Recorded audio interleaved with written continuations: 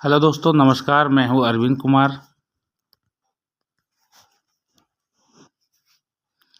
Hello दोस्तों, नमस्कार। मैं हूं अरविंद कुमार और आप देख रहे हैं टीचर्स परीक्षा। दोस्तों, गांधी युग टॉपिक से आज तीसरी वीडियो है और दोनों ही वीडियो को अच्छे तरह से आप लोगों ने पसंद किया।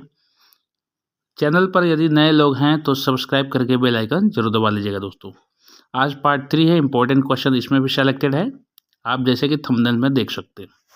चलिए प्रश्नों को एक एक करके शुरू करते हैं। पहला प्रश्न है, कवि इकबाल जिन्होंने सारे जहां से अच्छा लिखा भारत के किस स्थान से संबंध रखते हैं? दोस्तों, इंपॉर्टेंट प्रश्न है, आया हुआ प्रश्न है। तो दोस्तों, ये पंजाब के हैं। पंजाब जगह से किस स्थान से संबंधित है? तो पंजाब से हैं। तो यहाँ पर ऑप्शन सी राइट आंसर हो जाएगा। अगला सवाल है दोस्तों, मुस्लिम लीग ने मुक्ति दिवस मनाया था। कब मनाया था दोस्तों? तो 1939 को ही अली जिन्ना के नेतृत्व में इन्होंने मुक्ति दिवस के रूप में मनाया था। तो ऑप्शन ए यहाँ राइट आंसर हो जाएगा। 1937 के चुनावों में कांग्रेस द्वारा बहुमत प्राप्त प्रांतों की संख्या थी, क्या थी दोस्तों? तो वहाँ प्रांतों की जो संख्या थी दोस्तों 6 थी, 6। तो ऑप्शन डी यहाँ राइट आंसर हो जाएगा। अगला सवाल है, भारतीय मुसलमानों के पृथक राज्य के लिए पाकिस्तान शब्द का प्रयोग सबसे पहले किसने किया था? शब्द का नाम पाकिस्तान किसने दिया था दोस्तों? तो चौधरी रहमत अली ने। इनका एक उद्देश्य था कि एक ऐसा स्थान जहां पाक हो, यानी कि साफ सुथरा हो। जैसा कि आप नाम से देख सकते हैं, इन्होंने ये इसमें प्रतिक्रिया जाहिर की थी, नाम जाहिर किया था। तो ऑप्शन डी चौधरी रहमत अली ने। अगला सवाल, भारतीय राष्ट्रीय कांग्रेस का वर्ष 1929 में लाहौर अधिवेशन, जिसमें अंग्रेजों से पूर्ण स्वतंत्रता पाने का संकल्प अंगीकृत किया गया था, किसकी अध्यक्षता में हुआ था?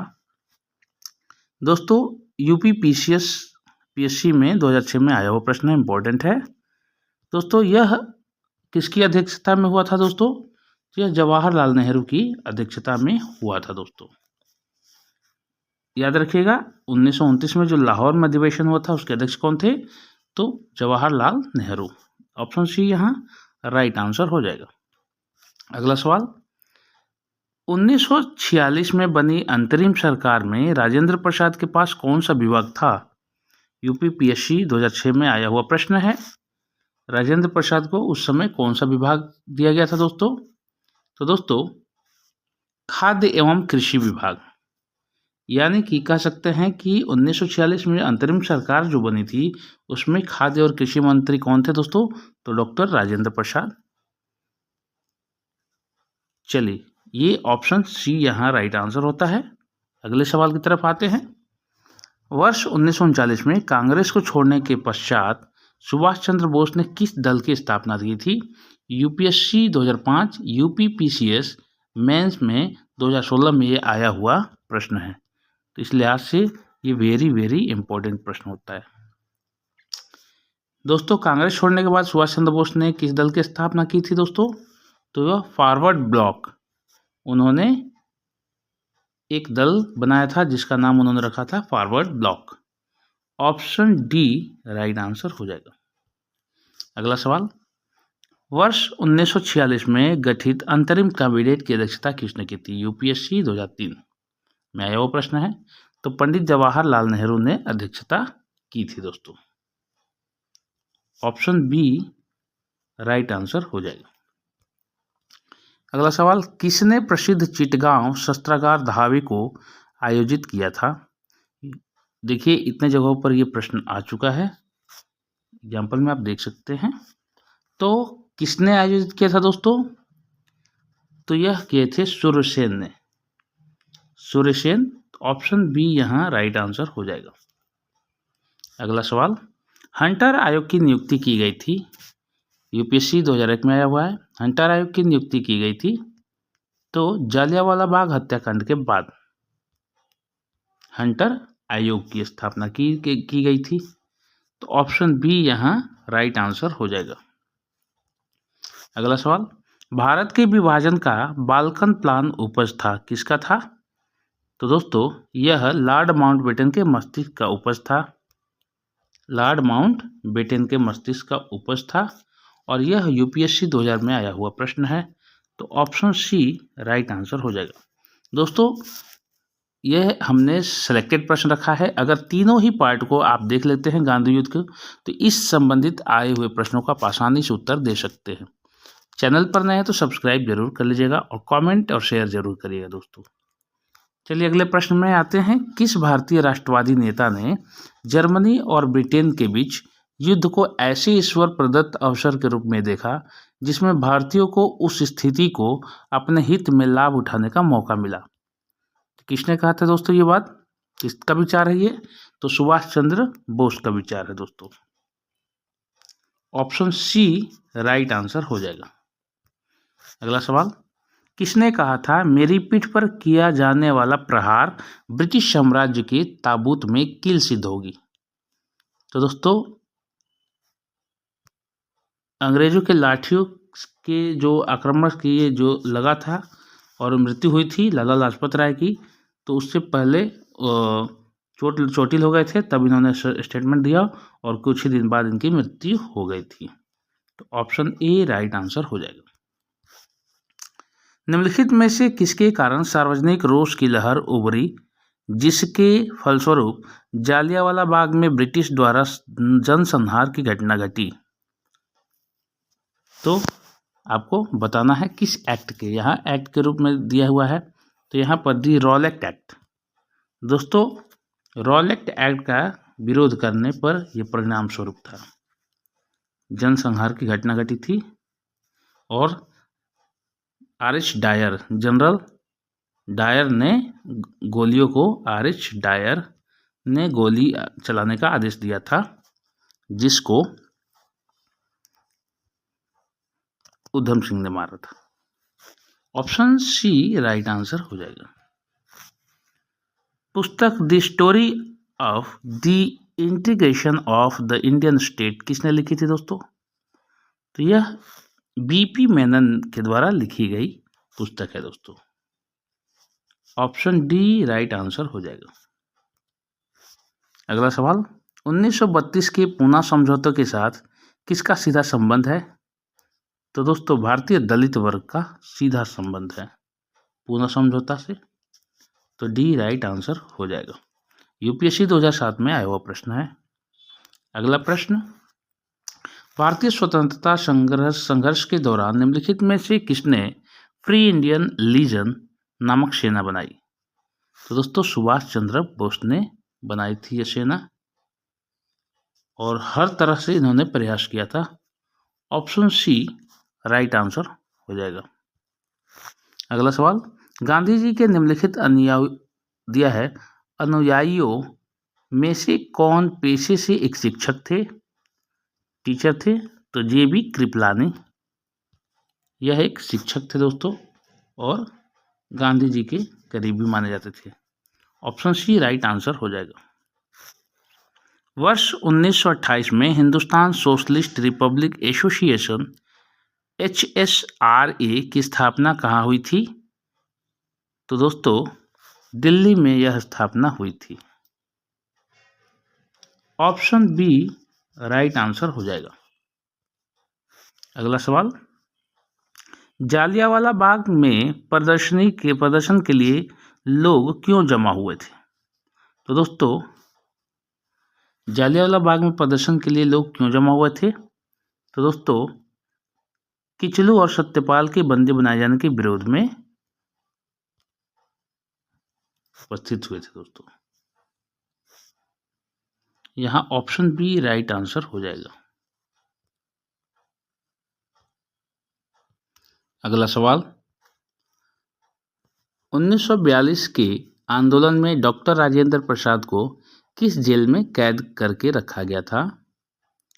तो दोस्तों बांकीपुर जेल में,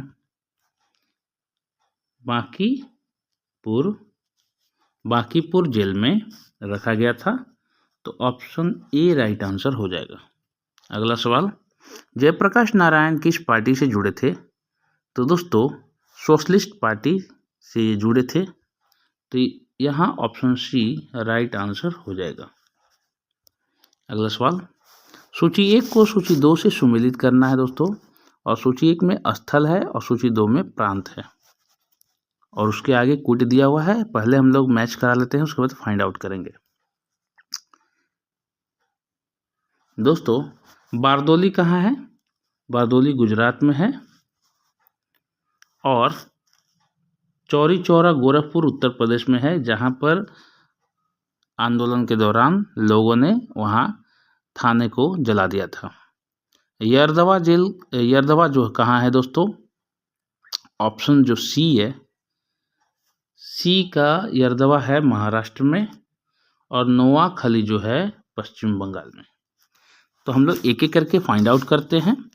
ए का 2 यहाँ पर सिर्फ 1 में है, और बी का 4 ऑप्शन बी में है और यहाँ पर है, और सी का ए, तो सी का ए लगभग 3 में है, और डी का 1, डी का 3, डी का 3, तो डी का 3 सिर्फ 1 में, यानी ऑप्शन बी का सभी कोट मिल रहे हैं, सभी ऑप्शंस राइट हैं दोस्तों। तो बी हमारा राइट आंसर हो जाएगा दोस्तों। ऐसे ही इत्मीनान से आप पेपर में एक एक करके मिलान करिएगा। अगले सवाल की तरफ चलते हैं दोस्तों। भारत छोड़ो आंदोलन कब प्रारंभ हुआ था दोस्तों? बीपीएससी में आ चुका है 2008 में। तो भारत छोड़ो आंदोलन जो हुआ था 8 अगस्त 1942 को शुरू हुआ था दोस्तों। 8 अगस्त 1942, जब आंदोलन चरम सीमा पे थी पूरे देश भर में। ऑप्शन ए राइट आंसर हो जाएगा। वर्ष 1946 में आज़ाद हिंद फौज के लाल किले में दिल्ली के मुकदमे की पैरवी निम्नलिखित में से किसने नहीं की थी दोस्तों?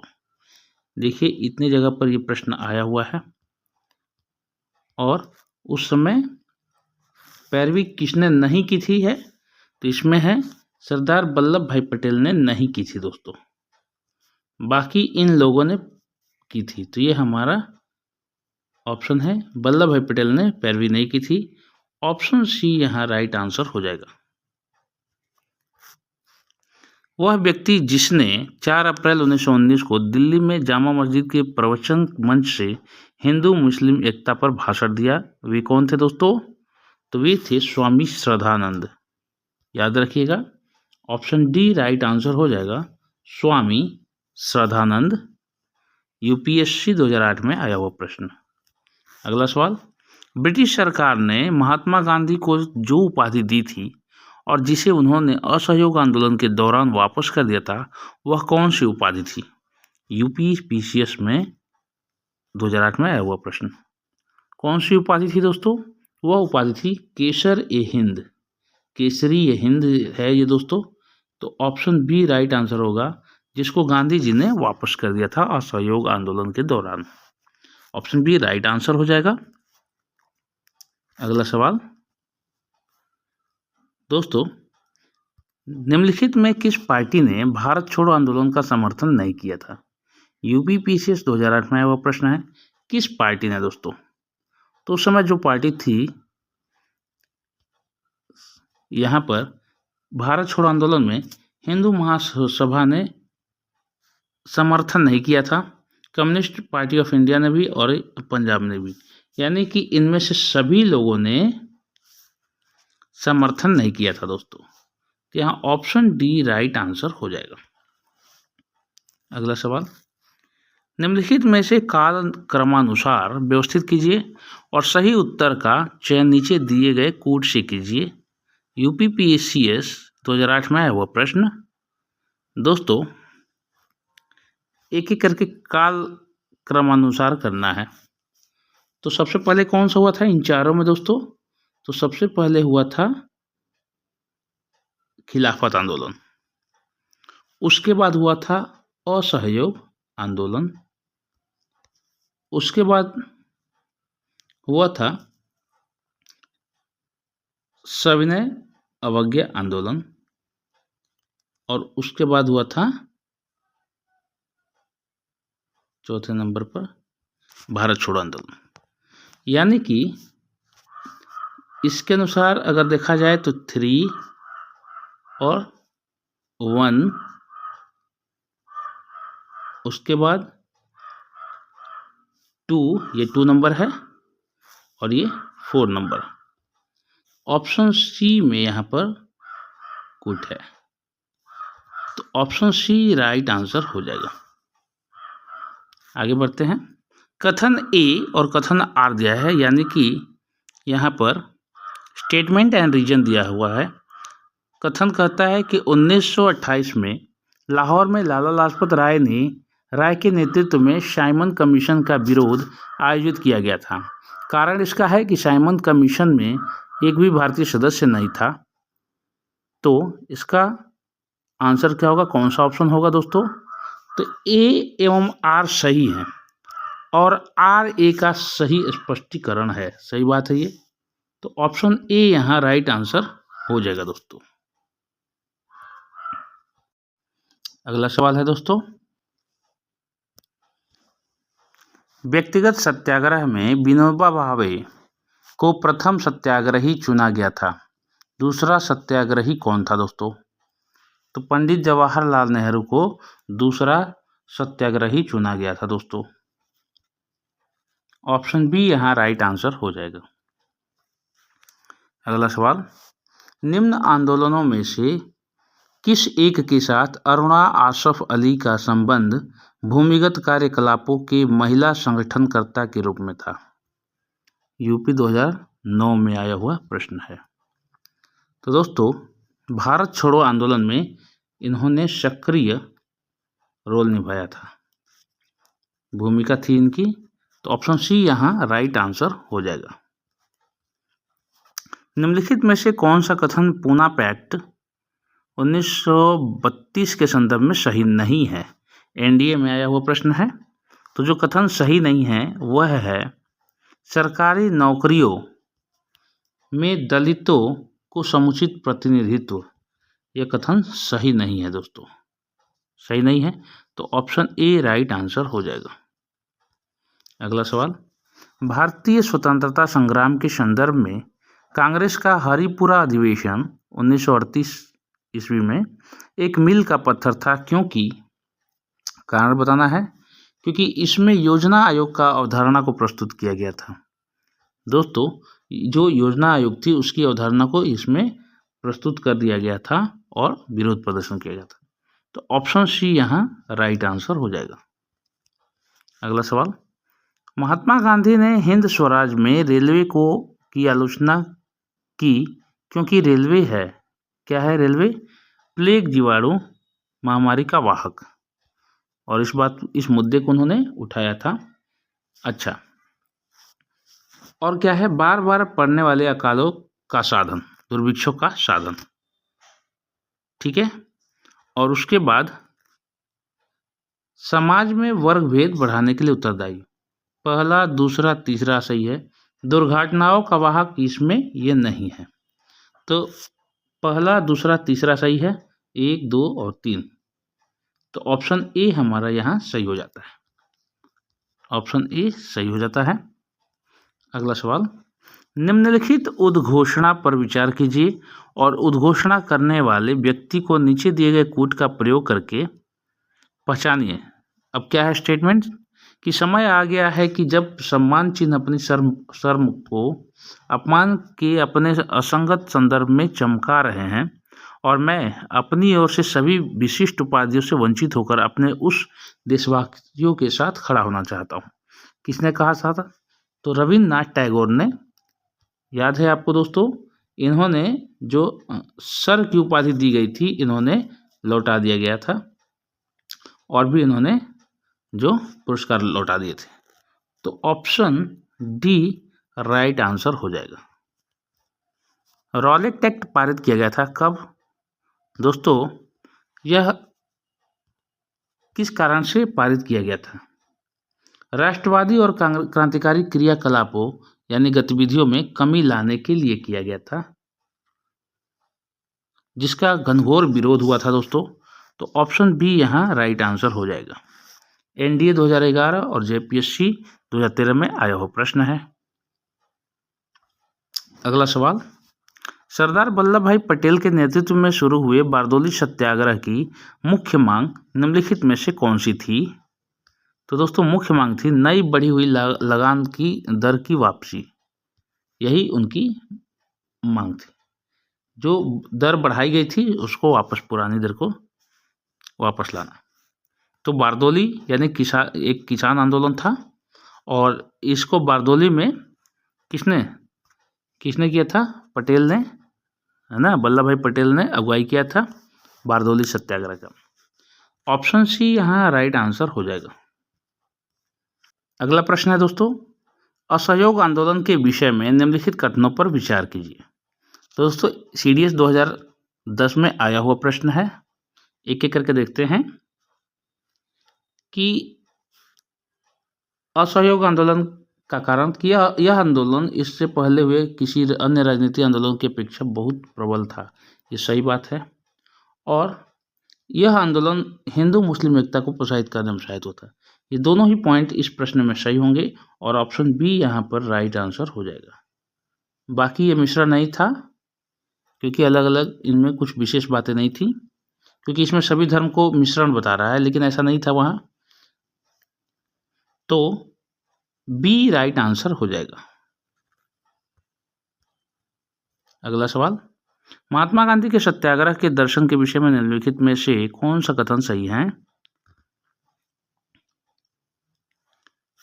महात्मा गांधी के सत्याग्रह के दर्शन के बारे में अगर कहा जाए दोस्तों, तो यहाँ पर सत्य और अहिंसा इनके दो महत्वपूर्ण संगठक थे। सही है, ये पहला सही है।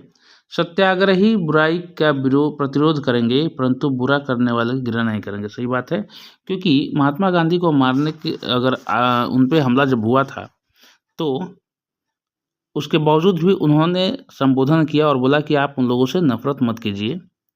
और नाथूराम गोडसे ने जब पहले प्रहार किया था तो उसको बोला, उन्होंने नाथूराम गोडसे को बोला था कि आप मेरे साथ 6 दिन रह लीजिए और 1 सप्ताह रहने के बाद यदि आप मेरे विचारों से अवगत हो तो आप मुझे मार देना। तो ऐसे थे महान, इसीलिए वह उनको महात्मा गांधी कहते हैं। तो उनका ऐसा सिद्धांत था, इसलिए उन्होंने कहा था कि बुराई का प्रतिरोध करेंगे परंतु बुरा करने वाले से घृणा नहीं करेंगे, उसकी बुराई को मिटाएंगे, उसकी सोच को बदलेंगे। तो बहुत ही महान उनके विचार थे। तीसरा पॉइंट है, सत्याग्रही यदि आवश्यक हो तो स्वयं को बुरा करने वाले का भी पीड़ा पहुंचाएगा नहीं। ऐसी बात तो नहीं है, ये गलत हो जाता है। तो पहला दूसरा इसमें है, तो डी ऑप्शन जो है दोस्तों ये राइट आंसर हो जाएगा। भारत के लिए एक डोमिनियन स्टेट कॉन्स्टिट्यूशन के प्रारूपण का प्रथम प्रयास किसकी प्रतिक्रिया में किया गया था? तो दोस्तों मॉन्टेग्यू चेम्सफोर्ड सुधार जो हुआ था उसकी प्रतिक्रिया में पहला प्रयास किया गया था इसके रूप में। तो ऑप्शन बी यहाँ राइट आंसर हो जाएगा। अगला सवाल, निम्नलिखित में कौन सा गोलमेज सम्मेलन 1932 में हुआ था? तो तीसरा जो गोलमेज सम्मेलन है दोस्तों वह 1932 में हुआ था। ऑप्शन सी राइट आंसर हो जाएगा। 53वीं जो 5वीं बीपीएससी परीक्षा जो थी उसमें यह आया हुआ प्रश्न है। अगला सवाल है, गांधी जी ने दांडी समुद्र तट पर नमक कानून का उल्लंघन किया था, कब किया था? तो उन्होंने 6 अप्रैल 1903 को किया था। नमक सत्याग्रह के दौरान। ऑप्शन सी यहाँ राइट आंसर हो जाएगा। इंडिया डिवाइडेड पुस्तक के लेखक कौन थे दोस्तों? UPPSC 2010 में आया हुआ प्रश्न है, इंपॉर्टेंट है। तो इंडिया डिवाइडेड पुस्तक के लेखक कौन थे दोस्तों? तो लेखक थे डॉक्टर राजेंद्र प्रसाद। अन्य पुस्तक भी है इनकी, द डिस्कवरी ऑफ इंडिया। 45वां प्रश्न है, 145वां, निम्नलिखित में से किसने सभी तीनों गोलमेज सम्मेलनों में भाग लिया था? बहुत ही इंपॉर्टेंट क्वेश्चन है दोस्तों। कौन से ऐसे व्यक्ति थे? तो वे थे BR अम्बेडकर, डॉक्टर भीमराव अंबेडकर, जो भारत के संविधान निर्माता। ऑप्शन बी यहाँ राइट आंसर हो जाएगा। मैं एक समाजवादी और गणतंत्रवादी हूँ और मुझे राजाओं और राजकुमारों में विश्वास नहीं है, यह वक्तव्य संबंधित है। किससे है दोस्तों? जवाहरलाल नेहरू से। तो ऑप्शन डी यहाँ राइट आंसर हो जाएगा दोस्तों। गांधी जी दक्षिण अफ्रीका में कितने वर्ष रहे थे दोस्तों? तो वे रहे थे 21 वर्ष तक।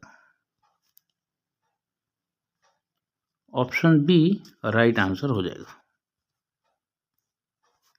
भारतीय राष्ट्रीय कांग्रेस के 1924 के अधिवेशन से महात्मा गांधी द्वारा मात्र एक बार अध्यक्षता की गई थी। यह अधिवेशन कहाँ हुआ था दोस्तों? यह हुआ था बेलगाम में, कर्नाटका में बेलगाम, जो वहाँ पेड नेम है बेलगामी, वहाँ का जगह है, जो कर्नाटका का सेकंड स्टेट कैपिटल है दोस्तों, बेलगामी। ऑप्शन सी यहाँ राइट आंसर हो जाएगा। अगला सवाल है, भारत छोड़ो आंदोलन के उपरांत सी राजागोपालाचारी ने द वे आउट नामक पंपलेट जारी किया था। निम्नलिखित में से कौन सा एक प्रस्ताव इस पंपलेट में था? किस प्रस्ताव को उन्होंने उद्धृत किया था, यानी कि सबके सामने लाने का प्रयास किया था? दोस्तों, संवैधानिक गतिविरोध का हल, उस पंपलेट में ये मेन पॉइंट था। तो यहाँ डी ऑप्शन राइट आंसर हो जाएगा। 150वां और अंतिम प्रश्न रहेगा दोस्तों।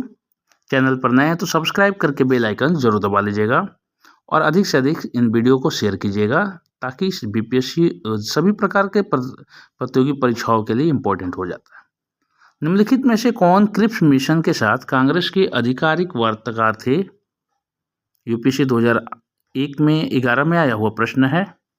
तो पंडित जवाहरलाल नेहरू और मौलाना अबुल कलाम आज़ाद जो थे, वे आधिकारिक रूप से कांग्रेस के क्रिप्स मिशन में वार्ताकार थे। वार्ता उन्होंने की थी अंग्रेजों के साथ। ऑप्शन सी यहाँ राइट आंसर हो जाएगा।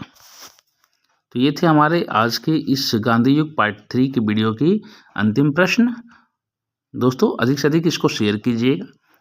दोस्तों, इस चैनल पर वीडियो अपलोड होने के जो टाइम होते हैं, सुबह 6 बजे करेंट अफेयर, 3 बजे ये वीडियो जो होती है सब्जेक्ट वाइज, और 7:15 शाम को 20, 30, 40 या 50 जीके एमसीक्यूज अपलोड होती है।